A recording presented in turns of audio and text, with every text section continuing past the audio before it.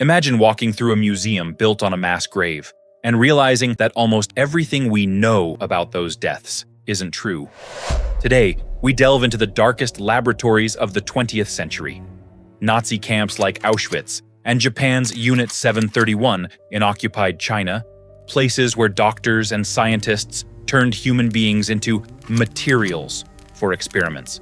But what if the biggest myth is what happened and after the war? And what was the real value of their research?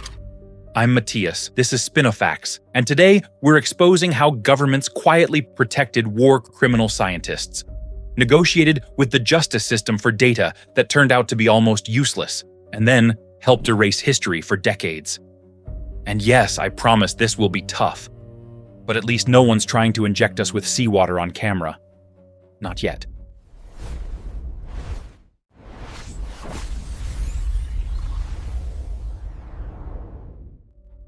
This is what most people don't know. They tell us a simple story. Monstrous Nazi doctors like Joseph Mengele and Unit 731 in Japan carried out atrocious experiments.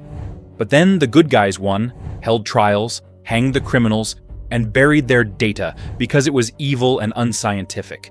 It sounds great, almost like a movie where justice is served right after the end credits. But this is where things get weird. At Auschwitz, the Nazi SS doctor Joseph Mengele used arriving prisoners like a catalog.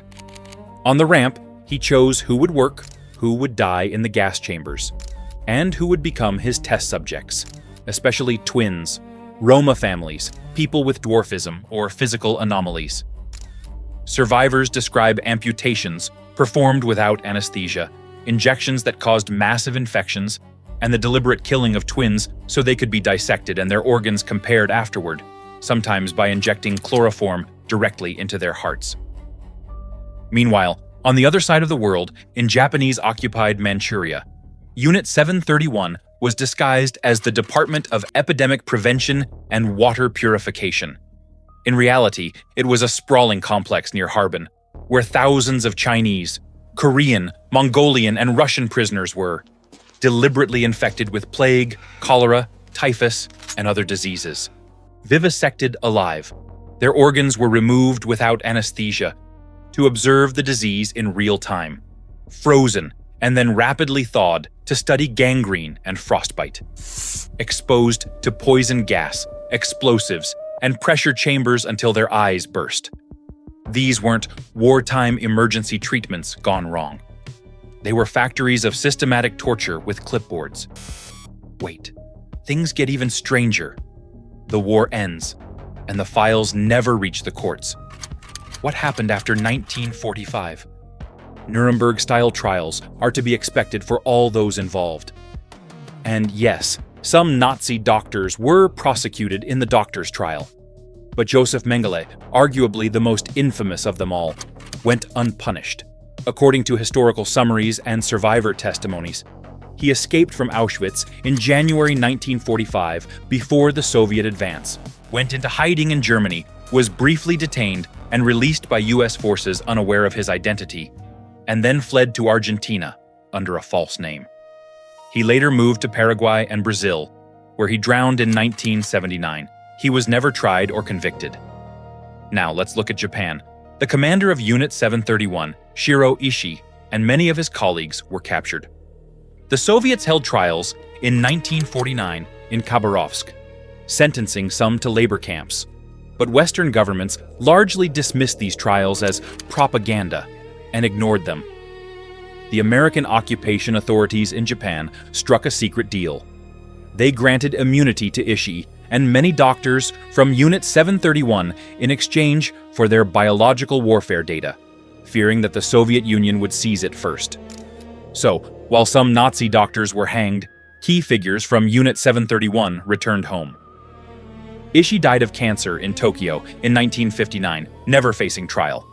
Others took up university positions, ran hospitals, and even helped build Japan's post-war pharmaceutical industry. Their past remained quietly buried. Looking further afield, things get even darker. When American experts reviewed the material from Unit 731, they found chaos. Inadequate controls, tiny samples, erratic variables. Exactly what you get when the protocol is basically, let's see what happens if we torture them this way. The United States had essentially traded justice for bad lab results. Now listen closely, because you probably didn't learn this in school.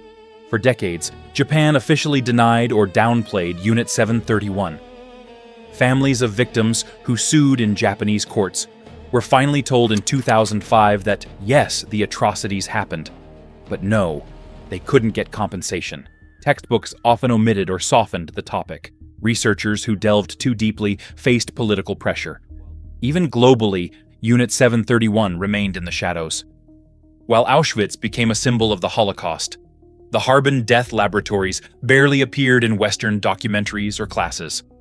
Only in the 1980s and 1990s did Chinese museums, journalists, and some elderly Japanese veterans begin to bring the story to light.